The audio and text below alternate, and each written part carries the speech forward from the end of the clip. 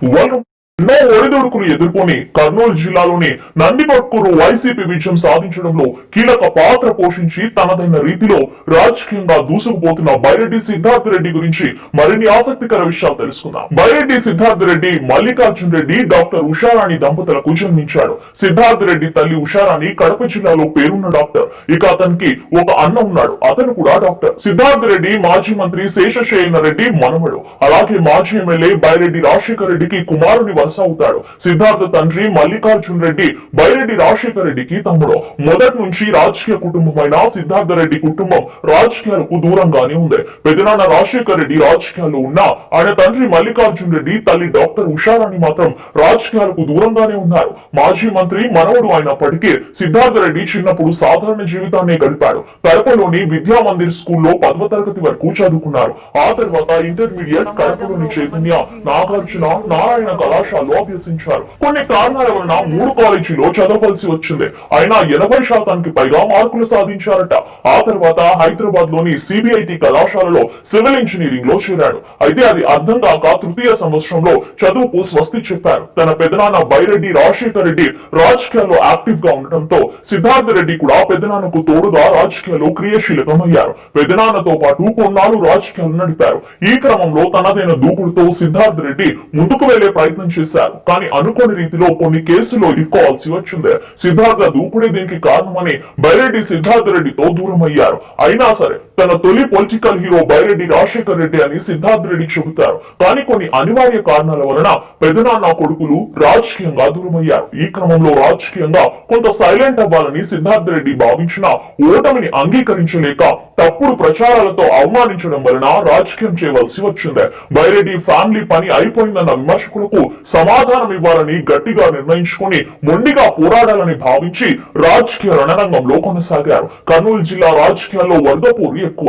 ఎన్నో ఏళ్లుగా పెదనాన్న రాజశేఖర రెడ్డి టీడీపీలో ఉన్నారు. దీంతో వారిని నమ్ముకున్న వారు కూడా అదే పార్టీలో ఉన్నారు. ఈ క్రమంలో కార్యకర్తలకు అండగా ఉండాలని, నమ్ముకున్న వారికి న్యాయం చేయాలని భావించి అయిష్టంగానే టీడీపీలో చేరే ప్రయత్నం చేశారు. అందులో భాగంగా లోకేష్ అప్పటి టీడీపీ నేత టీజీ వెంకటేశ్వర్ను కూడా కలిశారు. కానీ వారి తీరుని దగ్గర నుండి చూసిన తర్వాత ఆ పార్టీలోకి వెళ్లకూడదని నిర్ణయించుకున్నారు. తన రాజకీయ భవితవ్యం దృష్ట్యా స్వీయ నిర్ణయం తీసుకుని వైసీపీలోకి వెళ్లాలని భావించారు. అయితే తనపై నమోదైన కేసుల కారణంగా కొంతకాలం ప్రత్యక్ష రాజకీయాలకు దూరమయ్యారు. ఈ క్రమంలోనే కడప జిల్లాలోని సమీప బంధువుల ద్వారా వైసీపీలోకి వెళ్లేందుకు లైన్ క్లియర్ చేసుకుని 2018 జూలైలో వైసీపీలో చేరారు. బైరెడ్డి రాజశేఖర రెడ్డి అభిష్టానానికి వ్యతిరేకంగా ఆయన సోదరుడి కుమారుడే వైసీపీలో చేరుతుండటంపై వారి కుటుంబం, అనుచర వర్గం, మద్దతుదారులతో పాటు కర్నూలు జిల్లా రాజకీయాల్లోనూ తీవ్ర చర్చ జరిగింది.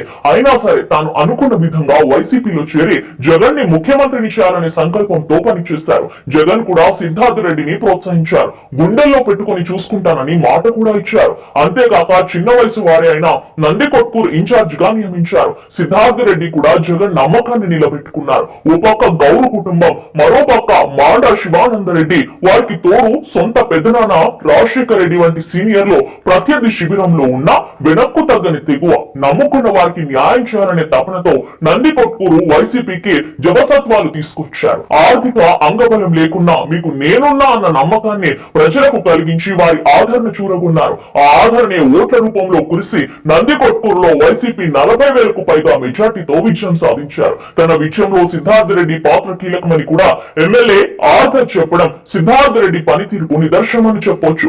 జగన్ గెలవలేకపోతే కొందరికి రాజకీయ భవిష్యత్తు లేదేమో, తనకు జీవితమే లేదని చెప్పిన వ్యక్తిత్వం సిద్ధార్థ రెడ్డి సొంతం. వైసీపీలో చేరినప్పుడే కర్నూలులో తమ పార్టీ క్లీన్ స్వీప్ చేస్తుందని చెప్పిన సిద్ధార్థ రెడ్డి అన్న మాటను నిలుపుకోవడంలో తన వంతు పాత్ర పోషించి సిద్ధార్థ రెడ్డి చిన్న పిల్లవాడు అన్న మాటలకు విజయంతో సమాధానం చెప్పాడు. విజయం సాధించిన తర్వాత కూడా ఏమాత్రం గర్వం చూపకుండా బైరెడ్డి రాజశేఖర రెడ్డి గొప్ప నాయకుడని, ఆయన దగ్గర డబ్బులు ఉన్నాయని కాదు, ఆయన చేసిన మేలు వలన ఆయన్ని గుర్తించుకున్నారు ప్రజలు అని పెదనాన్నను మెచ్చుకొని కుటుంబ బంధాలకు విలువనిచ్చారు. 19 ఏళ్ల చిన్న వయసులోనే రాజకీయ ప్రవేశం చేసి ఎన్నో అవమానాలు, వేధింపులు ఎదుర్కొని జైలు జీవితాన్ని కూడా అనుభవించిన ఎక్కడా తలోకని రాజకీయ ప్రస్థానాన్ని కొనసాగించి 25 సీనియర్లకు సైతం సాధ్యం కాని రాజకీయ అనుభవాన్ని సిద్ధార్థ రెడ్డి సొంతం చేసుకున్నాడు. తనకు పెద్దగా రాజకీయ లక్ష్యాలు లేవని నమ్మిన వారికి న్యాయం జరిగితే చాలని భావించిన సిద్ధార్థ రెడ్డి కర్నూలు జిల్లాలోని బుడగ జంగాలకి రిజర్వేషన్, ముచ్చుమల్లి రిజర్వాయర్ ని పూర్తి చేయడం, శ్రీశైలం ముంపు బాధితులకు సహాయం చేయడం, అగ్రికల్చర్ కాలేజీని ఏర్పాటు చేయడం, కొత్తపల్లి మండలంలోని గ్రామాలకు నీరు ఇవ్వడం మాత్రమే తన ముందు ఉన్న లక్ష్యాలని చెప్పి తన ప్రత్యేకతను చాటుకున్నారు. చిన్న వయసులోనే రాజకీయ పరిపక్వతతో అనూహ్య రీతిలో సత్తా చాటిన సిద్ధార్థ రెడ్డి అనుకున్న లక్ష్యాలను పూర్తి చేసి లీడర్ గా మరింత ఎదగాలని మనస్ఫూర్తిగా కోరుకుందాం. హలో.